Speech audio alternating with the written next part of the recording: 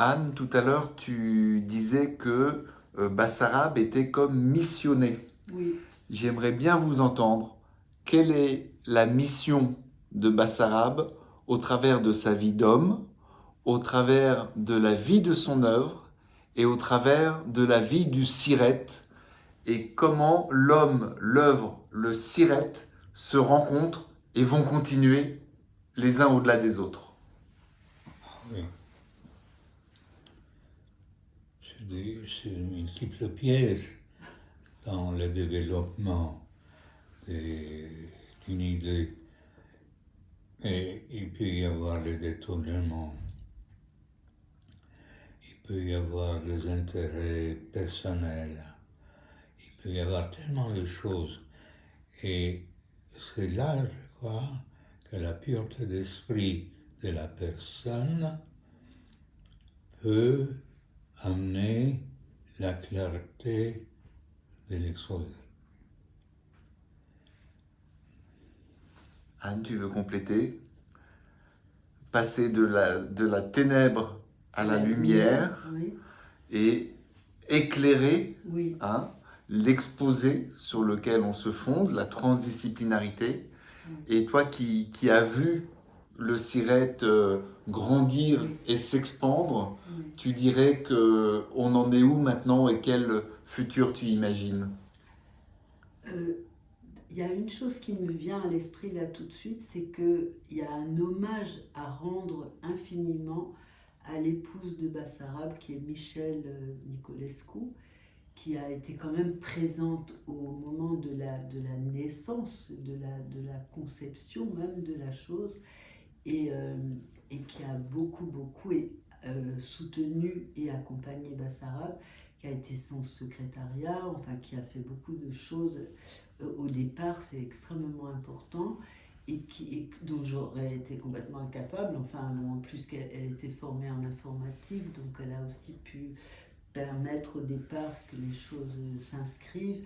Parce que dans l'esprit de Bassarab, il y a toujours, enfin, quand je l'ai rencontré, il y a comment dire, cette conviction profonde qu'il avait à construire une œuvre, qu'il avait une œuvre à faire, et que cette œuvre était primée sur beaucoup de choses, primée même peut-être sur sa vie de famille avec ses enfants. Je veux dire, c'était extrêmement important que cette œuvre soit construite et qu'elle se perpétue.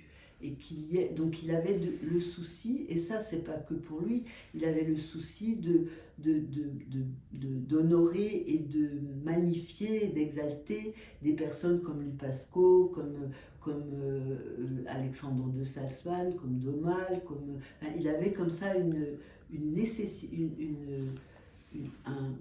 mission de faire en sorte que la mémoire des êtres disparus soit encore là présente et soit active dans ce monde-là.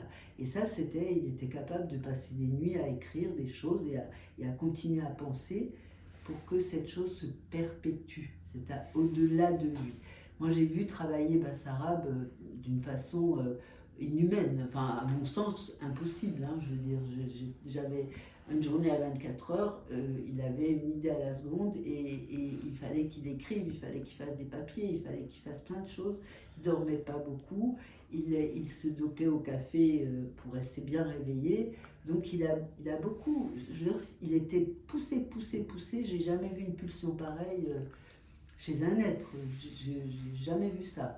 Donc en fait, cette chose-là peut expliquer aussi tout d'un coup le fait que peut-être qu'il sentait en lui une urgence de la situation et qu'en fait, aujourd'hui, on peut dire que son œuvre est accomplie et qu'il a donné et que cette chose-là va forcément continuer son chemin.